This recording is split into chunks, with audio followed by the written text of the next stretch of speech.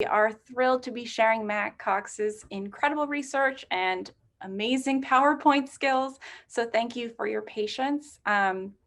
Without further ado, I want to introduce friend of the Decorative Arts Trust and renowned Kentucky furniture scholar and historian, as well as collector, Mack Cox. We are so grateful that you are taking the time to share this amazing presentation with us today. So Mack, if you can turn on your camera and unmute. Hi. I'm here. And it's very good to be here. Am I ready to go? You are all set. It's wonderful to speak in front of the Decorative Arts Trust crowd. This was a lecture that's a formal lecture prepared for a seminar at Historic Deerfield in 2017. It's a structured talk. So without any further ado, we'll get started.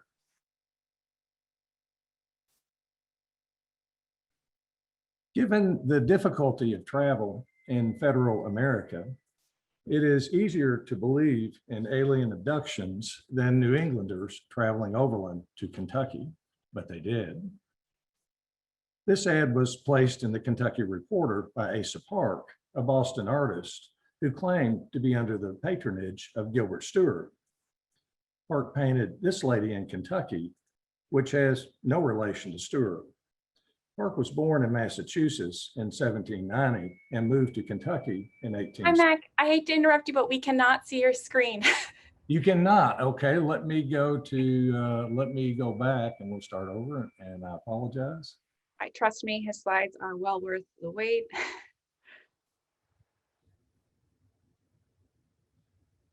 Perfect. Are we sharing? Okay, yes. Then we'll start again. There we go. Thank you. Given the difficulty of travel in federal America, it is easier to believe in alien abductions than New Englanders traveling overland to Kentucky, but they did.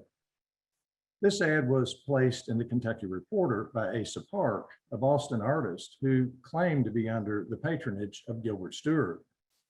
Park painted this lady in Kentucky, which has no relation to Stuart. Park was born in Massachusetts in 1790 and moved to Kentucky in 1816. The same year, Kentucky artist Matthew Harris Jewett went to Boston and actually did train with Stuart. Jewett returned to Kentucky with a copy of Stuart's Jefferson, which he reproduced for Kentuckians, including this one that is at the White House. He also kept a journal that details Stuart's methods, to which Jewett held fast and can be seen in his original of Henry Clay. This is New England influence in Kentucky, and it happened with furniture as well. Kentucky settlement began in the Bluegrass region in 1775, while still part of Virginia. This map shows settled areas by 1790. Then the Bluegrass was an island of settlement in an ocean of wilderness. There were two routes to get there: floating down the Ohio River from Pittsburgh, or overland to the Wilderness Trail, then crossing Cumberland Gap and the mountains of eastern Kentucky. After weeks of difficult trekking, one caught a glimpse of something different through the mountain gap. It was the Bluegrass Flatlands. This view is along the Wilderness Trail. In 1792, Kentucky became the 15th state. Native threats ended in 1794, and settlers left the safety of forts and began development with vigor. 12 years later, Thomas Ashe found that Lexington had 300 mostly brick homes, and many were furnished with some pretensions to European elegance. This sideboard was made in Kentucky about that time. In 1815, the Niles Weekly Register of Baltimore reported that Lexington was a great inland city where craftsmen received double for labor. Expenses are half, and nothing seems wanting but craftsmen. It is not a place in the wilderness. Before Kentucky, there were three American regions: New England, the Mid-Atlantic, and the South. But Kentucky was in a new region called the West, and everyone knew it, as a Frankfurt paper was called the Western World, and Henry Clay was known nationally as Harry of the West. It was after the Civil War that Kentucky became Southern. We will look for New England footprints in Kentucky furniture made prior to the steamboat era. But before that, an introduction to Kentucky furniture is warranted as it is not well known. This lineup of Kentucky clocks shows the styles and dates. Our focus will be Rococo and neoclassical styles that date from about 1790 to 1820. Kentucky was a cosmopolitan place. Even by 1820, migrants outnumbered natives. They came from all American regions, the British Isles, Europe, and Africa.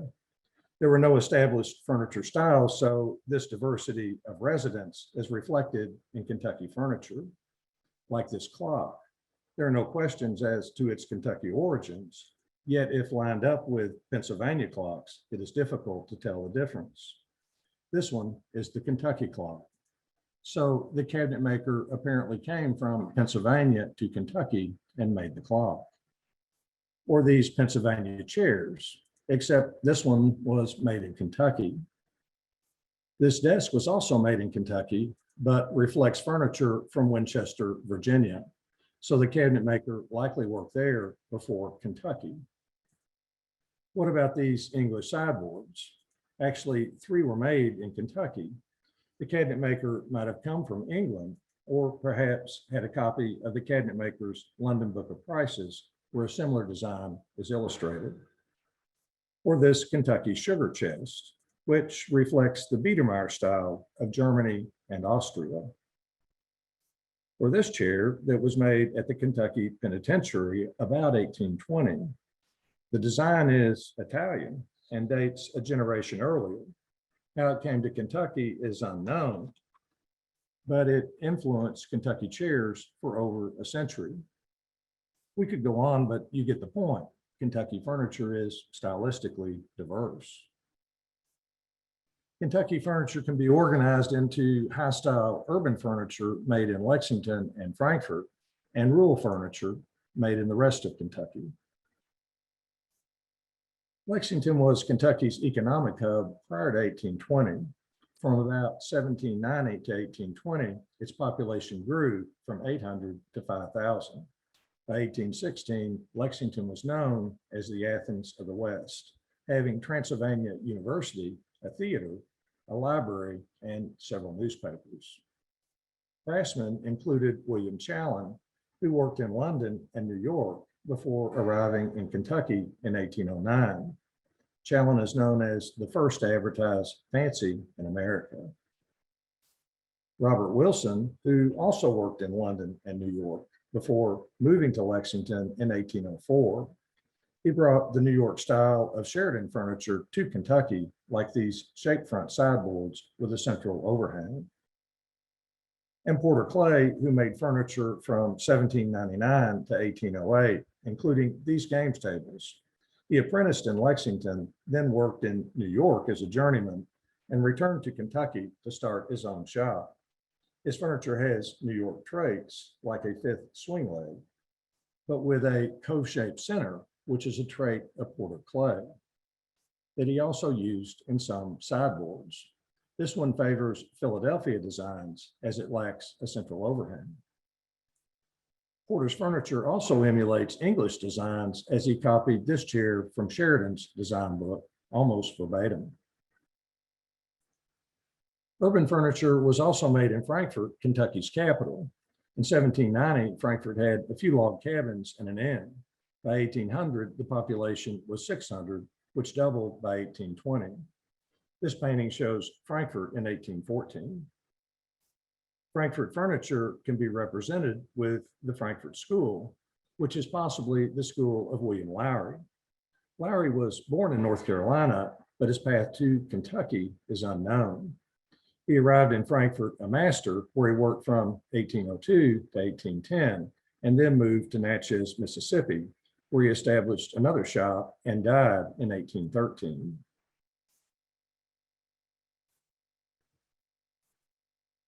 Then there is the rest of Kentucky, the rural furniture, which includes many vine and leaf inlay groups, like these cupboards from Adair County. They are extensively inlaid with motifs of interest to early Kentuckians, like this Native American dressed for war. Or this desk and bookcase made by William Campbell in Madison County, who came from Virginia. 3 desk and bookcases are known by Campbell, and all are extensively inlaid. Or the compass inlay school that has large floral patterns that span the entire front of the chests. This group from Harrison County has distinctive fleur-de-lis inlays, which are a symbol of French royalty. Lastly, Kentucky's bandy leg furniture, which is well known. It is a school with multiple makers that also has French influence in the footless cabriole legs. This example is a sugar desk made for the dining room. It is extensively inlaid with geometric patterns in string and a central vine and heart topped with a flower. And yes, some Kentucky furniture exhibits New England footprints, like the biscuit corners on this Frankfurt table. Biscuit corners were popular in New England, like on this table and chest, but not in the South. This is the only Kentucky example in my files. When I see inlaid workstands of cherry having delicate proportions, I think of the Connecticut River Valley. Yet this table comes from Kentucky. It is inlaid with various patterns. The apron might represent 2 drawers with quarter fans, but the rest makes little sense. The repeating geometric inlays include circles and diamonds, and are like furniture made in Vermont at this time. This desk is from the same shop. The correlating feature is the leg inlay with multiple cuffs.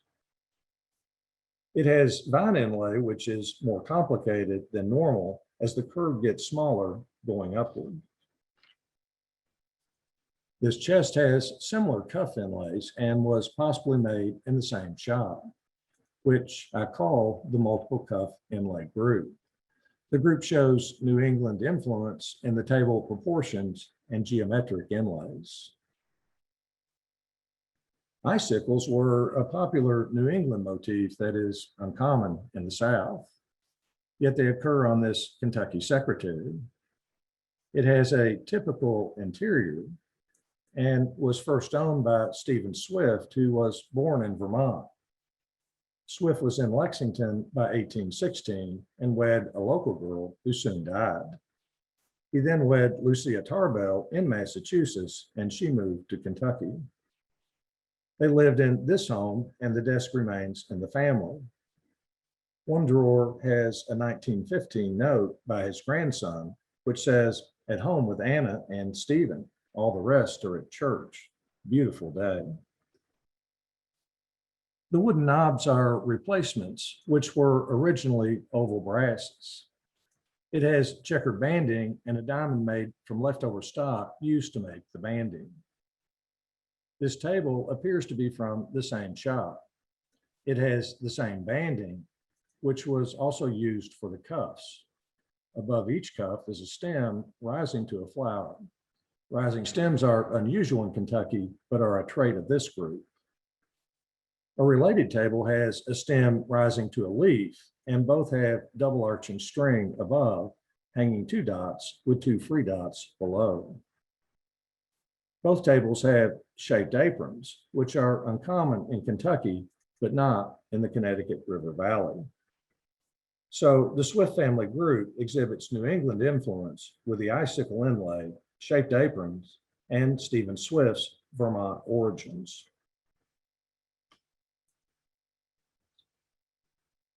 Ladies' tambour desks were a popular New England form that is uncommon in the South, yet they were made in Kentucky. Tambours are flexible doors that slide horizontally to access the interior. My files have 16 Kentucky examples, of which most come from different shops, including these. This one has a press in the lower section, and these are classical examples. To measure the occurrence of tambour desk in the South, I checked these sources. Mesda's object database was the most useful, with over 20,000 Southern surveys. The counties in red are where a tambour desk was listed. The map is telling. Outside of Kentucky, there were only 8 Southern examples. Of these, 2 are from one Virginia shop and 4 are from one North Carolina county. So outside of Kentucky, only 4 Southern counties had tambour desks. These are the 16 Kentucky examples, which is double the number for the rest of the South.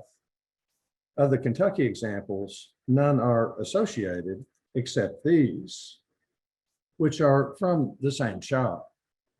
They have the same form and similar inlay. Most of the flowers are hung with double arching string. Since this is the only shop group known of this New England form, it is worth a closer look. Their histories are scattered and include Boyle, Garrett, and Clark counties. The flowers are 2-part and vary in form. And these are the banding patterns. All have flat lower dovetails on the drawers, which is a trait of a larger school. And all the drawers are veneered and have crossbanding. This is the most sophisticated example, which has book-matched veneers. In 2008, 2 were attributed to a Garrett County group based upon the inlay, flat lower dovetails, and histories, which is this group.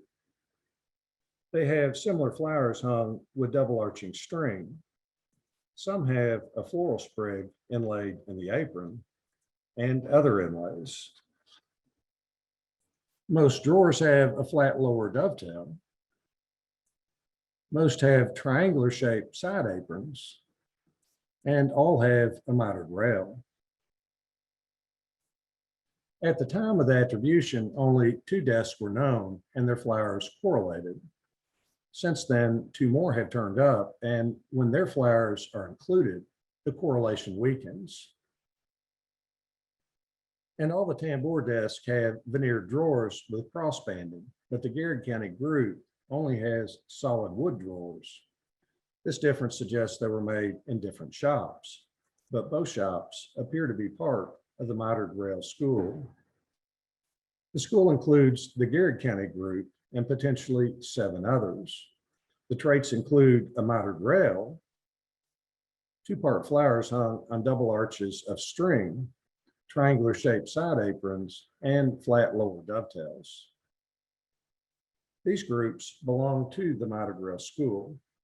Since the tambour desks follow the school, they could belong to any one of these groups, but most can be ruled out because they lack veneered drawers, including the Garrett County group we just discussed, a linen press group, the charred inlay group, a lamb's tongue chamfered non-mitered rail group, a lamb's tongue chamfered mitered rail group, and a pictorial and dot and dash inlay group, thus leaving only 2 groups having veneered and cross-banded drawers. These 2 groups might be one group and possibly the master group of the mitered rail school. One is the flush top group, which has veneered and cross-banded drawers, triangular shaped side aprons, and complex and varied inlays. The group lacks flat lower dovetails and mitered rails due to the lack of chamfered corners and shaped drawers. The other is this desk and bookcase group having complex shaped fronts that graduate from a serpentine lower drawer to a flat upper drawer, as well as veneered and cross-banded drawers and complex inlays, including flowers hung with double arching string. Their interiors vary, with one having document drawers, but not the other, and one with a mitered rail, but not the other. And at least one has flat lower dovetails. The connections between these 2 groups include similar apron shaping and creative Cabinetmaker made fans, which suggests they were made in the same shop. So do the Tambour desks belong to this group? I don't know, at least not yet. Even so, this Tambour desk group, along with the other ungrouped examples, suggests greater New England influence in Kentucky than the rest of the South combined. Why? Perhaps this is hinting at a much bigger story, that the early American West beat to a different drum than the South. New England was a place of industrial advancement in the early 19th century.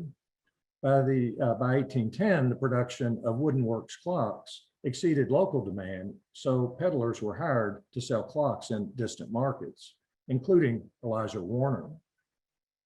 Born in Massachusetts in 1786, Warner was working as a clock peddler in Connecticut by 1811. At age 26, he struck out on his own, taking several wagons of clock works to sell in Kentucky. At some point, he started manufacturing clock cases in Lexington, and this was his standard model. It has distinctive cuts in the trunk door and apron, which echo one another in the positive and negative space. To this design, he spiced things up with various rosettes and finials, but with similar hood columns. Most Warner cases have 30-hour wooden works made by either Silas Hoadley in Connecticut or Luman Watson in Ohio, which he installed for a finished product. And he did so again and again, retaining the overall design. In 1824, Warner advertised his clocks and offered consumer financing with approved credit. Warner's business was advanced. He started with imports and door-to-door sales, then opened a showroom, a factory making clock cases, and a consumer finance business. Based upon the outstanding loans at his death, it is estimated that Warner produced over 1,000 clocks. They are Kentucky's largest furniture group. And I might add, there's only 960 clocks in this slide.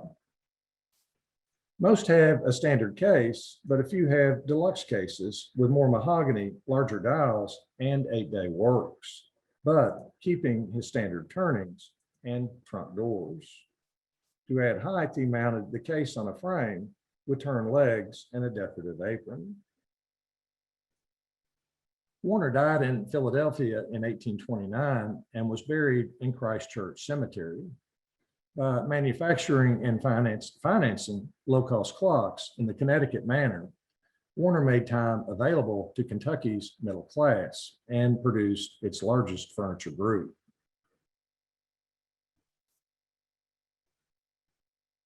With the internet, we live in an era of discovery, like this painting that's sold in Chicago, described as American School. It is a Kentucky work by the Guilford Leemner, who accurately rendered chairs. This chair apparently came from William Chali's Kentucky shop. Its discovery was unlikely even with the internet.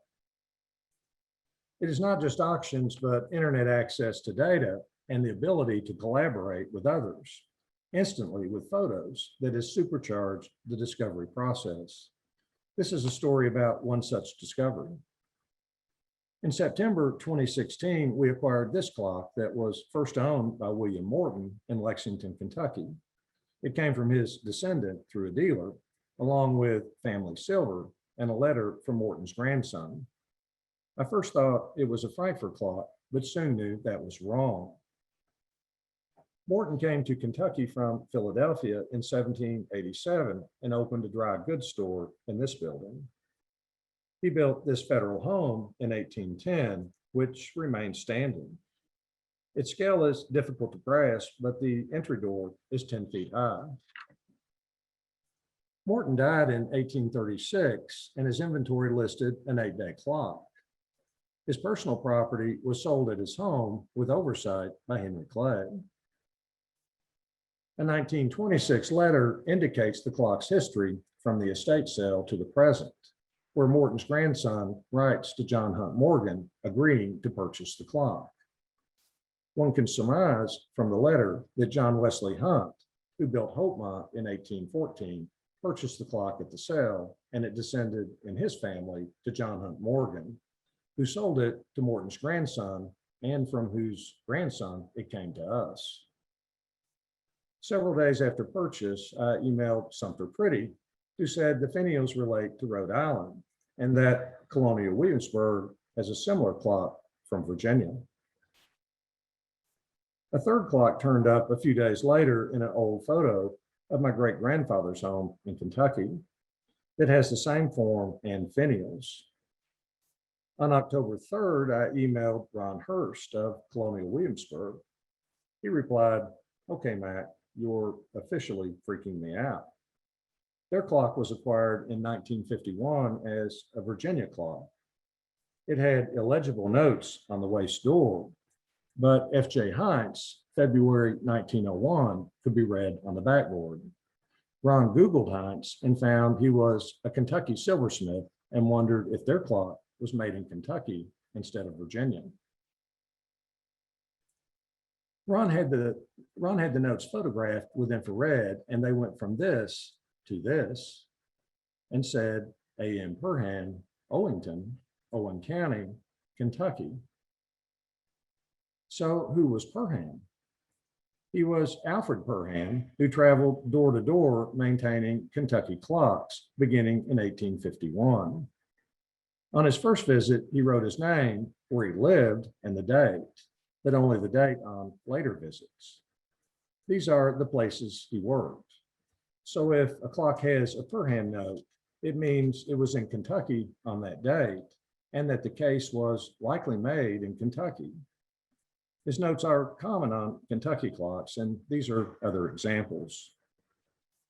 Those on CW's clock show it was in Kentucky from 1852 until 1901. So it was a Kentucky clock with Virginia works. Tara Chikarda, the furniture curator at CW, noted that the rosettes and finials were Rhode Island traits. So look for a cabinet maker who had worked there and then Kentucky.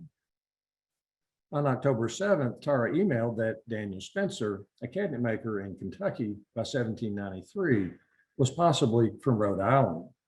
It was this observation that broke the code. As you can see, the Kentucky and Rhode Island finials are the same, as well as the rosettes. This Rhode Island furniture was once attributed to John Goddard, the famous Newport cabinet maker, due to his unusual way of marking the drawers to their case openings, but there were several calligraphies using this method. Then a desk signed by Daniel Spencer was found with Goddard's method, but in Spencer's writing. So Spencer's furniture could then be identified, which includes these pieces. Spencer was born in East Greenwich, Rhode Island, about 1741. His mother was Goddard's sister.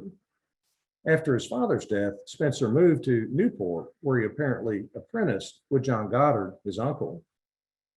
By 1771, he was in Dartmouth, Massachusetts, and relocated to Providence by 1778, where he was thought to have died in 1801, based upon this notice in the Providence Gazette, which says Daniel Spencer, late of Providence, Mariner.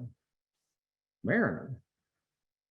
Perhaps Spencer, the cabinet maker, was the guy in this notice, which ran in the Providence Gazette in 1796. It says Daniel Spencer, formerly of this town, died at Lexington, Kentucky, age 60 years. So we looked at the Kentucky records. A Daniel Spencer advertised as a cabinet maker in the Kentucky Gazette of Lexington on May 29, 1793, and was on the 1793 tax list with no taxable property. In 1794, he acquired a Lexington lot, which he paid for in cabinet work, and was taxed for a horse.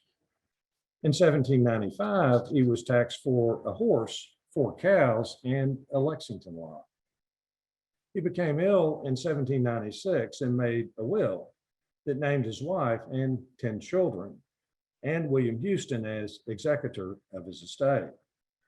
The 1796 tax list shows him deceased, but with heirs in his estate owning a horse, 2 cows, and 2 Lexington lots.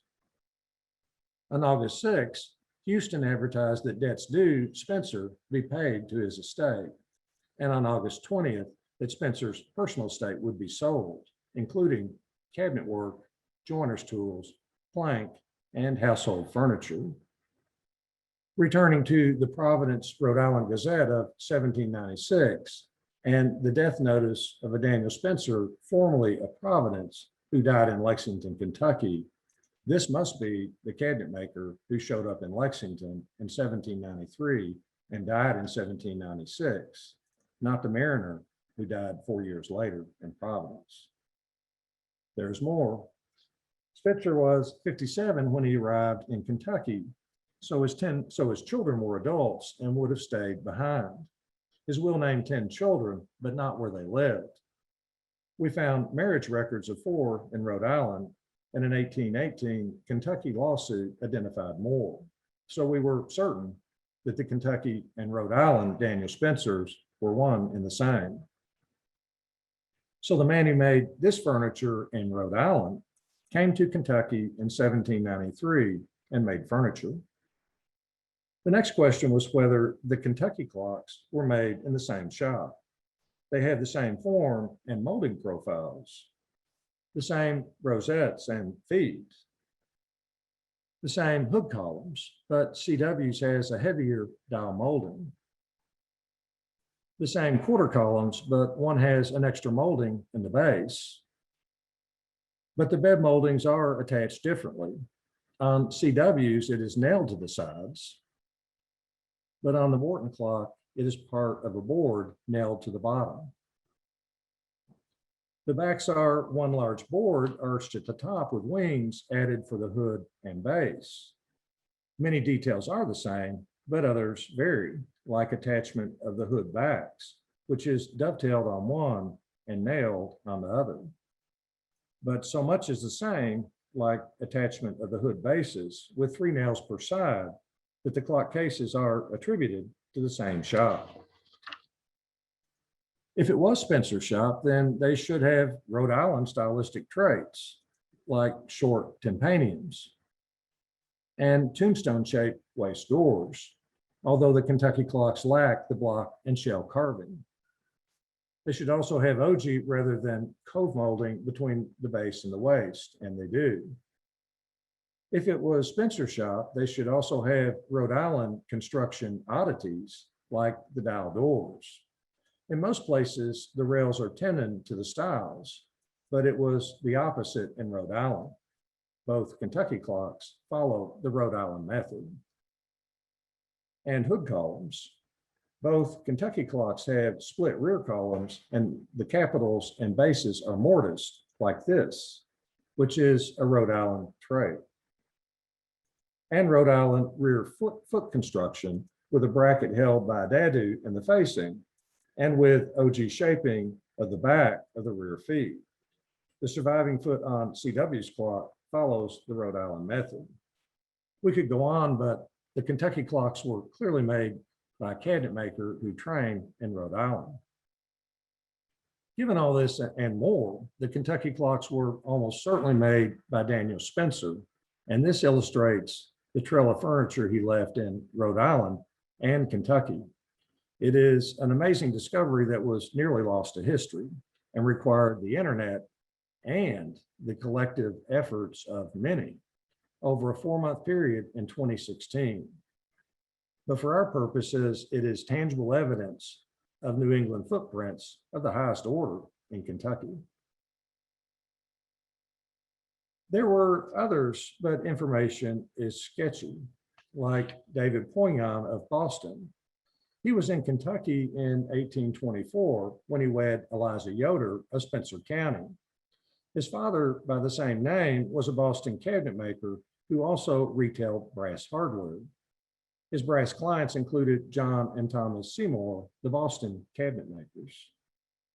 This furniture was made by the elder Poignon in Boston.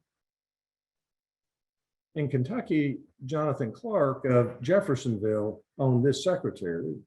His home was near David Poignant's, and the secretary has a tradition of being made by a Frenchman. The banding is a variant produced by John Dewhurst, a Boston inlay maker, whose son George was in Kentucky from 1814 to 1816. It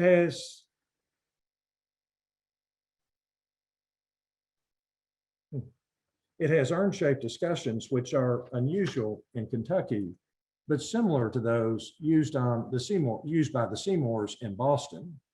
So a connection with David Poignant is suspected. Another was Asa Hazen, who was born in Norwich, Connecticut in 1770, where he and Timothy Lester worked together as cabinet makers. He left in 1792, going to Portsmouth, Virginia, where he worked with a chairmaker named Chamberlain. Then to Charlottesville, Virginia, where he wed Polly Morgan in 1800. She was a daughter of Gideon Morgan, another cabinet maker, who was then living in Stanton, Virginia. Then Hazen moved to Frankfurt, Kentucky, where he worked with William Lowry in 1806 and 1807. Then to Knoxville, Tennessee, where he worked as a cabinet maker in 1807 and 1808. And lastly, to Carthage, Tennessee in 1808, where he became a merchant and died in 1830. There are no proven examples of Hazen's Kentucky work, but this table descended in his family in Tennessee and was likely made by him. This Kentucky games table has a similar banding pattern. It was owned by John Brown in Frankfurt, where Hazen worked in 1806 and 1807, and was possibly made by him. Amzie Chapin is another New England cabinet maker who worked in Kentucky. His cousin was Eliphalet Chapin, the famous Connecticut cabinet maker. Amzie's brother, Aaron, apprenticed with Eliphalet and became a Hartford cabinet maker, and Amzie apprenticed with Aaron. Early on, Amzie led a nomadic life, teaching singing and making violas and furniture. He kept a journal from 1791 until his death in 1835 that details the furniture he made. From 1795 to 1800, Amzie worked in Kentucky between Lexington and Maysville. These are Connecticut tables signed by Amzie with a stamp and made between 1788 and 1791. His Kentucky furniture likely follows this style. This furniture descended from Amzie Chapin Jr., his son, with a tradition that were made by his father in Pennsylvania. This furniture descended from Amzie's brother, Lucius, with the tradition that were made by him in Pennsylvania and shipped to Kentucky, where Lucius lived. No Kentucky furniture has been proven, but these pieces are suspect. The list at the upper right are pieces that he made in Kentucky per his journal. That includes 4 dining tables, 2 bureaus, 3 desk and bookcases, a clock case, and more. The cupboards with violins inlaid in the doors was seen in Amzie's working area by a third party. There is no image, so this is a digital recreation. The tea table is the most perspective. Here it is beside the signed Connecticut table. The Kentucky table dates to the time when Amzie worked in Kentucky, but styles were changing, so it can't be compared directly. Eliphalet, his cousin, trained in Connecticut, which used a trumpet turn on the baluster. He worked in Philadelphia for several years, where the compressed ball was fashionable. On his return, he combined the two, which is known as the Chapin School. Aaron trained with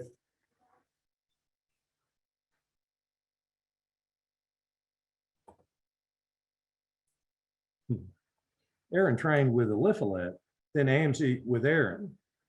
Later, when Amzie was in Kentucky, the style was changing from Rococo to neoclassical. So this is my correlation of how the Kentucky table might fit in. Another Connecticut trait are the legs, with ankles that go low and nearly parallel to the floor. This one is the Kentucky table, which has Connecticut ankles and was possibly made by Amzie Chapin. So we have seen plenty of New England footprints on Kentucky furniture, from biscuit corners on a table to Connecticut River Valley traits of the multiple cuff group with geometric inlays, and the Swift family group with icicle inlays, and all those tambour desks, which is a New England form. We saw the Connecticut influence of Elijah Warner's clocks and the Rhode Island-like clocks of Daniel Spencer.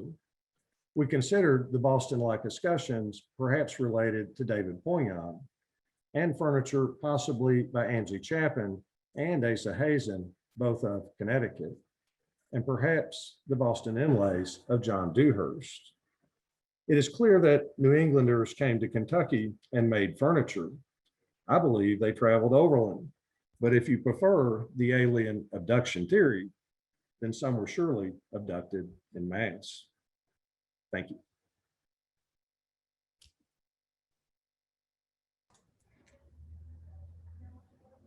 Thank you, Mack. That was nothing short of amazing. I am so excited to continue this conversation by bringing in the renowned Philip Zea. Philip Zea became the president of Historic Deerfield, Inc. in 2003. Prior to that, he worked as the vice president for Historic New England in Boston between 2001 and 2003. And then before that, he was the curator of furniture at Colonial Williamsburg. And he was also employed by Historic Deerfield as the deputy director and chief curator. Prior to that illustrious career, he received his BA from Wesleyan and his MA from the Winterthur program. I am so excited to hear you both in conversation, as I'm sure all of our participants are. So Philip, welcome. Thank you. Well, yeah, isn't that something else? Mack Cox really brings life to, that's not brown furniture. That is, it's patterned, it's beautifully made, and it asks us a lot of questions in, how do we take Mack's matrix, his incredible research and files, and put it on the landscape. And he's done a fabulous job in doing that. I think that just by way of an opening comment, that it is as much about the landscape as anything. There are all the people north and south who stayed home and never went anywhere.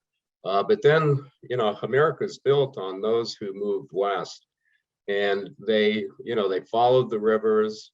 They found the better land where they were going. Certainly central and northern Kentucky was all about that.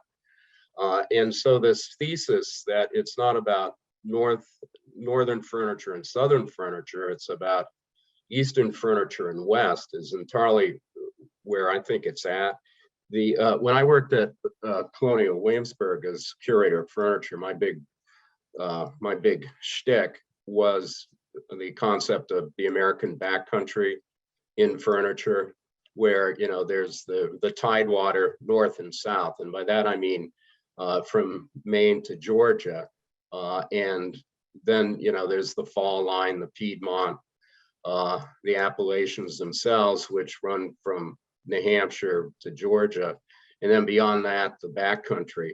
So and that's true. I mean, the reason that Mack's Kentucky furniture looks the way it does are all the same reasons that furniture in upstate New York or Vermont, where I'm from, looks the same kind of wood. He demonstrates the construction characteristics and techniques of these people who moved. So to understand this furniture, you've got to understand its construction techniques and its aesthetics, but you also have to understand basically the connoisseurship of economics and the connoisseurship of environment, because those are the factors that shape what this great furniture looks like. So I've enjoyed, again, hearing Mack's lecture, and I really think it's a model for a lot of our work, everyone else's work in addressing the crafts legacy of the regions that we love on the American landscape. So I love it. I might add that, you know, our Kentucky furniture makers were migrants. And so if you're looking for the rest of the story and something looks similar, let me know. It may be that they migrated to Kentucky, and that's what you're finding. We're always trying to chase breadcrumb trails. Where'd they go? Where'd they come from? Yeah. And then you have you have some mixing, but it was a little bit later for Kentucky to actually develop its own styles, really more like 1810, 1820 range. But before that, everything looks like somewhere else. Yeah, exactly. And, you know, on the one hand, there's nothing new under the sun. You know, it's very hard to come up with an object that is a brand new idea. But what is brand new are the combination of techniques and treatments that come together in an object. That's the, you know, as people moved across the landscape and were impacted by the environments they found, that created a new thumbprint. So for example, the matter of Elijah Warner, who came from Hinsdale, Massachusetts, and you showed those clocks.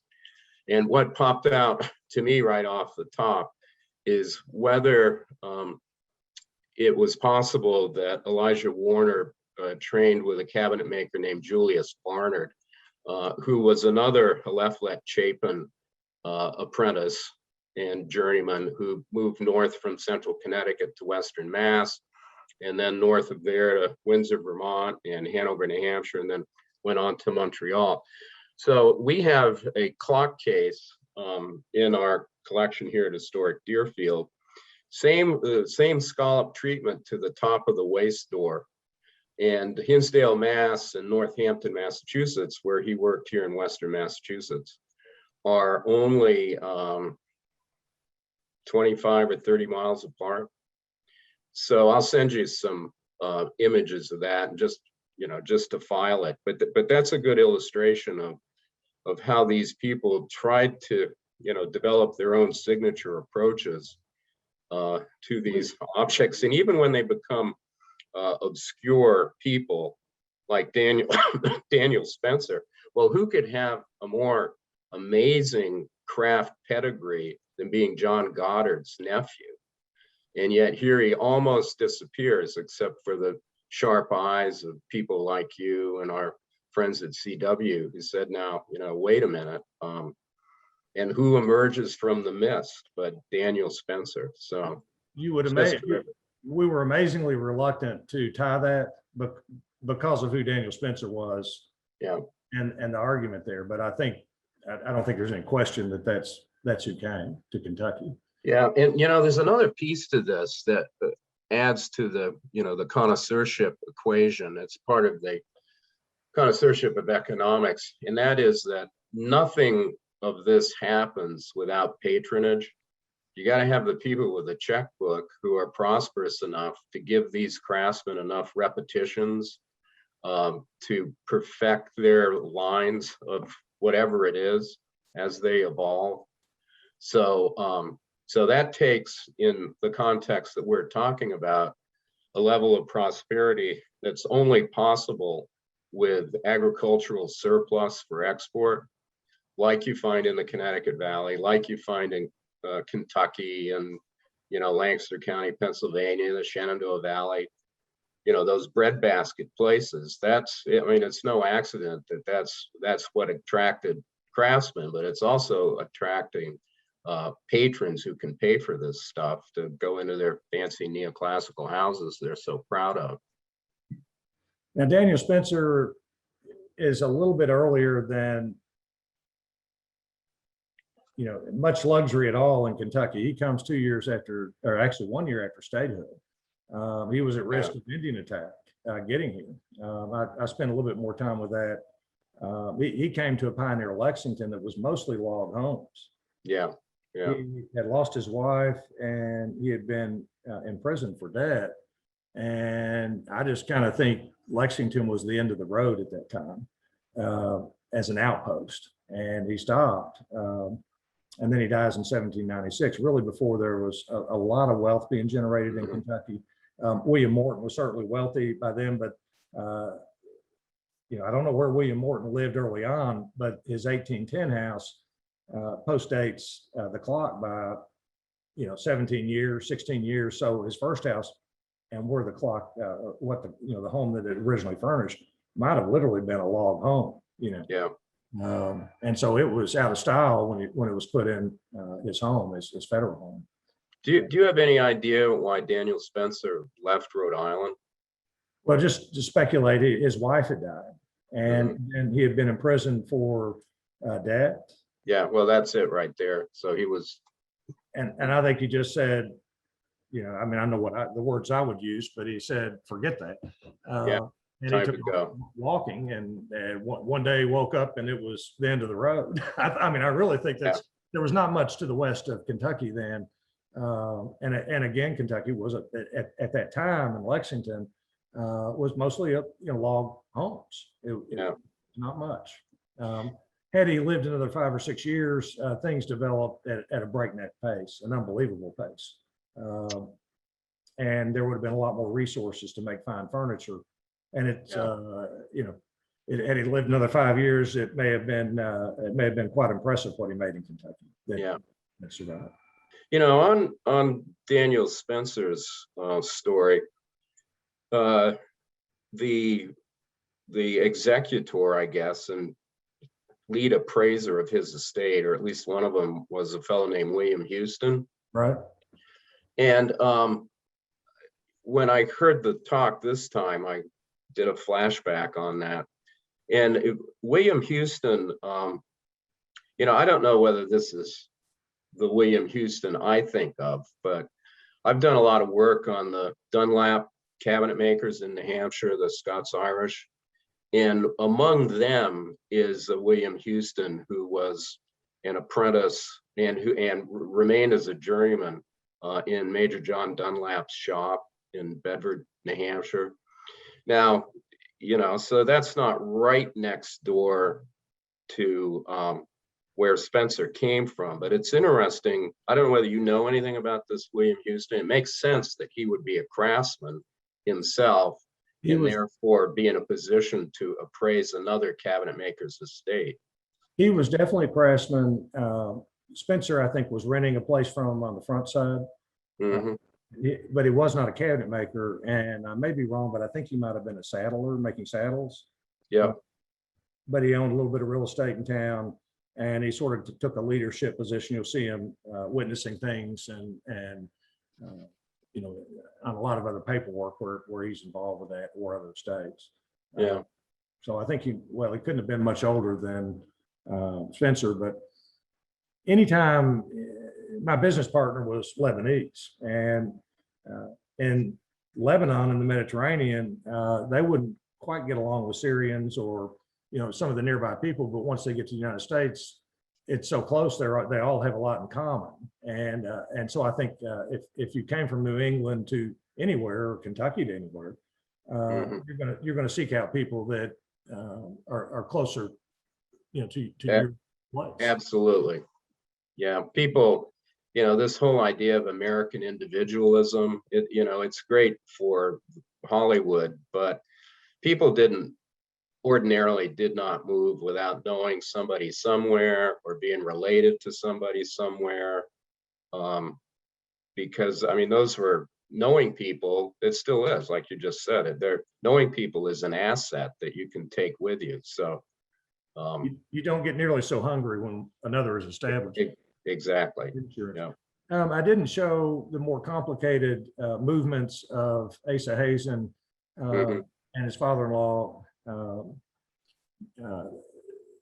who was also a cabinet maker, but they do the same thing. They meander across the continent, and twice are living within 20 miles of one another, and they're very clearly related.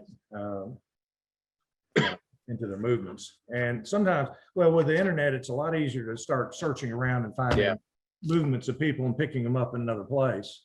and then proving that out. And so I think with time, more and more of those relationships will be shown to people. People will discover. Yeah, you know, Mac, that's a great point. And maybe I'll comment on this too, that you've done a fabulous job on the internet. And of course, a lot of us work, you know, on the internet in the middle of the night, all this stuff. But also, like you, it is critical if you're going to figure this stuff out and really come to know it. You've got to walk the land too. You've got to go to these places, see which way the rivers go, see what's left of the built environment, go to the graveyards, imagine going to the public library the way we used to. And how many times have you gone to a library, looked up a book that you thought you really wanted to see, but it's the book that are 3 or 4 books away from it. So you can't do that on the internet usually. No. You got to get your hands on these things if you're going to really feel it and not, you know, drop a stitch and figuring this all out. I think even with the internet, there's a lot of stitches to be sewn. It takes a fair amount of work, but yes, all those different perspectives are important. I am a petroleum geologist by career and profession, retired, and you know, developing, finding, discovering oil and gas resources is very, very much the same. You've got data ranging from amazingly technical to ridiculously country and informal, and you know, people often lie, and you have to judge that data, and you know, it's a variety of sources. Computers have made a lot of that a lot easier, but you still need your basic skills. And you're absolutely right. Getting out on the ground, seeing the lay of the land, all that stuff is really important. We had a question while you were speaking from somebody who wanted to know more about the woods that are found in Kentucky furniture. So I'll just lateral that one. Yeah, I know where to go with that. Most of the primary woods used were cherry, and they were often select woods with crotch cherry. You know, we had virgin timber, so it was sort of plentiful. Maybe a third of the furniture is made of walnut. Then the secondary woods, you'll hear some collectors say they were invariably, you know, tulip poplar. But that's not at all true with the early furniture. The early furniture, it seems like the cabinet makers sought out the secondary woods that they were accustomed to using. Daniel Spencer's a good example. We had chestnut, but we rarely see it in our furniture. Yet Colonial Williamsburg's clock, the backboard was made of a big piece of chestnut, and the bottom board of our clock is made of chestnut. We don't see a lot of yellow pine, but we you know, if a maker came from a place using yellow pine, it is here. It could be had, and they sought it out and they used it. Amongst others, white pine we had. And then often you'll see cherry and walnut being used as a secondary wood as well, especially for backing of pieces using veneer, because it's a little bit more stable. And then I was just going to say that's interesting, because if the tables were turned and I were talking about furniture from southern New England, Massachusetts, Connecticut, that part of southern New England, I would have answered that question exactly the same way, using those same woods. And I might largely do the same in Vermont and New Hampshire, except there's going to be a lot more white pine and a lot less poplar. Not that you don't see it, but otherwise it's all the same by and large. Yeah, so you can't really define a piece by its woods. Yeah. Where it's, you know, where it was made. And that gets a little bit unnerving as a collector when you're looking at an early piece that's particularly fine and is worth an awful lot of money, and you're thinking, you know, I really don't want this until I can group it and have, you know, several pieces with a few provenances that get me there. Yeah. We have a couple more questions here. Did the painted furniture popular in the mid-Atlantic migrate as far as Kentucky, and how did it evolve there? Absolutely. I mean, William Chali was a big maker in New York. There's not any To my knowledge, at this point, there's a receipt there of a William Chali chair, but there's no chairs identified as William Chali. But it comes to Kentucky verbatim. Our you know, for Chali chairs, they're the same as New York chairs. They're hard to tell the difference. Yeah. And so it gets a little bit unnerving there if you don't have provenance, because there's so many more New York chairs. And a school developed in New York, but also a school developed here. Invariably with Chali, the designs got worse. They got more rural, more country, less proportion, that sort of thing. But there were others. We see a group of classical painted furniture that looks very much like Baltimore furniture, but it's made locally here. Very fine pieces. And then a fair amount of country stuff. So we have it. I think it evolved probably for the worse. But the you know, the original people that came in and duplicated from a larger city, it was right on. It's great stuff, you know. And here's one final question. Did you find any more inlay by Dewhurst than the one Cabinetmaker? I'm fascinated by his trail from Boston to Kentucky to New Orleans. Did he do any cabinet making? We know very little. We know Dewhurst was here, and there's one. I mean, there's some great authorities out there, both in New Orleans and in the Northeast. There's one pattern that seems to turn up, a very complicated pattern in both places, New Orleans and Boston. But I've not seen that pattern here. But there's some very fine banding patterns, and I showed one example, you know, on the desk, the secretary. That same pattern appears in a number of variants. You can have it squared. You can have it at 45s. They can rotate those 45s, top, bottom, or in the center. But it's much finer than most cabinet makers' ability to cut wood, even today. You know, maybe with a X-Acto knife or something like that, but it's clearly professionally made. And that pattern, like that in those fine proportions, shows up on a number of Kentucky furniture groups, ranging about 200 miles, like from Maysville to Lexington to Louisville. So if I were picking a pattern in Kentucky that might have been produced, you know, by a specialist like Dewhurst, it would be that pattern. I have one question myself, Mack, and that is, are there really 960 clocks in that slide? Yes, there are. It didn't. Well, I've really enjoyed our chat. It's always fun to see you, and of course, all of us love the Decorative Arts Trust and all the great work it does. So I'll sign off with that.